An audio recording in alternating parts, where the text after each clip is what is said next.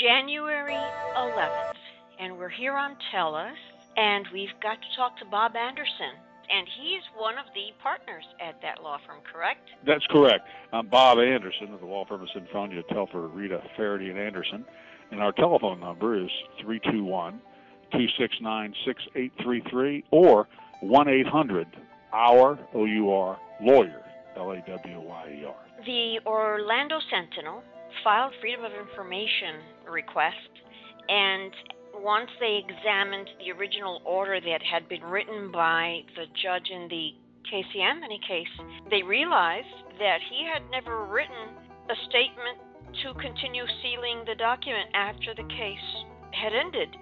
So they did open that document, and Dr. Jeffrey Danziger's psychiatric report is completely open online. We have a copy of it, and we came back to you to see what's your opinion of this. Well, I don't know all the facts on how that happened, and I don't know why there was a psychological report written by Danziger in the first place.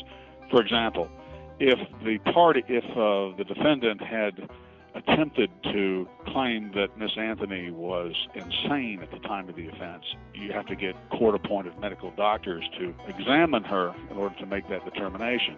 Those reports are not privileged, and when I say privileged, every patient has a psychotherapist patient privilege, meaning that when you talk to a psychiatrist or a psychologist, what you say to them remains your secret unless you waive that. Now, when you're claiming insanity or in claiming incompetence to stand trial, you kind of waive that privilege because you want the judge to know what the psychiatrist or psychologist says. Now, on the other hand, if Casey Anthony had independently contacted Dr. Danziger to do an independent evaluation of her so that her attorneys could use to prepare for a defense, then that particular report would be confidential and would be privileged. Now, I don't know how the report of Danziger got to the court file.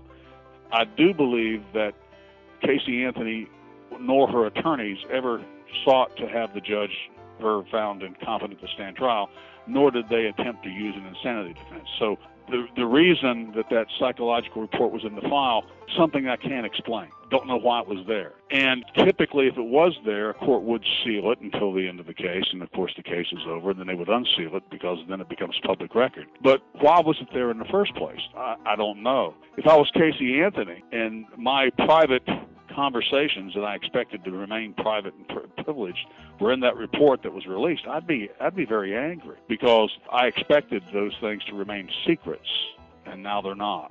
So I imagine that there's probably going to be some litigation coming out of this disclosure. Of course, I watch TV like the rest of you do, and I've seen Danziger all over the news since the end of this trial on all these different shows, Dr. Oz and these other shows on TV. So he's been stating his opinions liberally and sufficiently. So I don't know what ultimately is going to happen, but if I were representing Casey Anthony now, I'd probably file a lawsuit against him and at least report him to the authorities because he may have violated the privilege. I don't think he released. No, they got whatever was in the court file. Yes. Because they unsealed it. Because it must have been in the court file, and when the court file unsealed it, Orlando got it through what they call a public records request. Yes, correct. That's what happened. That's exactly But see, what I can't figure out is why it was there in the first place. I'm wondering if they aren't doing this to retaliate because Casey Anthony released. I mean, nobody believes that her computer was hacked. And when you read the material, you can see that it's very confrontational and very promoting of her future and all the things to come and the new shows to come. So she's trying to brand herself, as we said last time, and clearly she's succeeding. I personally think they retaliated by giving her something to be embarrassed about, to maybe shut her up and have her go back behind her curtain. Well, and of course, if she wants to stay behind the curtain, that's her right, as is anybody's right. But, it's kind of hard to want to be a private person and then go out on some kind of social network and tell everybody about your every thought. Yes, and the first video was bad enough, but the second video, a taunt, as though she's gaming the system and taunting. Well, I try to tell young people this all the time. I recently represented a young man who was prosecuted pretty much because he went out on social media and talked to his friends and told them some things that they were able to get off that network and use against him in court. Had he kept his mouth shut, and had he not gone and on Facebook or whatever it was and told these friends all this stuff that he is supposed to have done, then we wouldn't have been had to be retained to represent him for a very serious crime. What we're finding out, what many lawyers are finding out, is that you can get a whole lot of information off these Facebook pages and off this social media, and because people love to talk and they love to talk about themselves, and they say a lot of stuff that they wish they hadn't said once it's used against them. And the misuse of even something as simple as stationery. As a regular company, we have to be very careful of what we state on our stationery and how we identify ourselves. We can't use anyone else's stationery. I recently had someone who works for a law firm assume that they could use that law firm's stationery and identify the attorneys they worked for. This was a clerk position, and with the gal pal is also working for the same law firm, and she's a paralegal, and they chose to use the email, which clearly identifies the law firm, and they put the correspondence through the law firm's email system. Talk about engaging those attorneys in an awful way. I mean, of course, and that's bad. And you know, young people don't realize how serious some of this stuff is. For example, you know, one of these days, young people who are in college are going to be applying for jobs or graduate schools, medical schools, professional schools, and that downloaded photograph of with your top down in New Orleans with a beer bong sticking out of your mouth that you flashed all your friends, all of a sudden your prospective employer, your prospective professional school, they're going to find that. You just made my hair stand on end.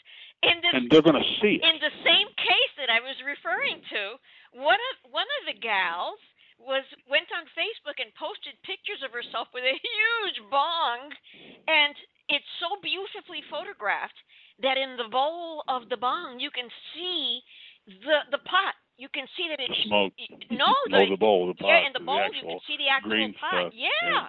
It's a kids don't realize how serious that is, and that, you know, they think it's all fun and games, and we're kids, and next thing you know, 2 years, 3 years, 4 years later, this prospective employer gets that. He can find it. It's out there in the net. It's there forever.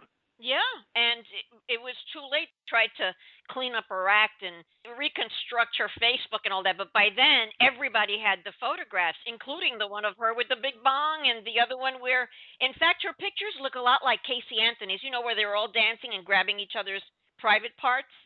Those pictures are on the Facebook, too. What would a potential employer think of that? That's correct, and those things are bad, and kids need to really be educated by their parents about that thing. Oh, and these are not kids. They just don't realize that once that stuff gets out there, it's out there. My word. Well, as it goes, I can't thank you enough. No, it's been my pleasure talking to you. Thank you so much, Mr. Anderson. It's always a pleasure to have you on syndicatednews.net. The pleasure is entirely mine. I'm Bob Anderson, and I'm on syndicatednews.net.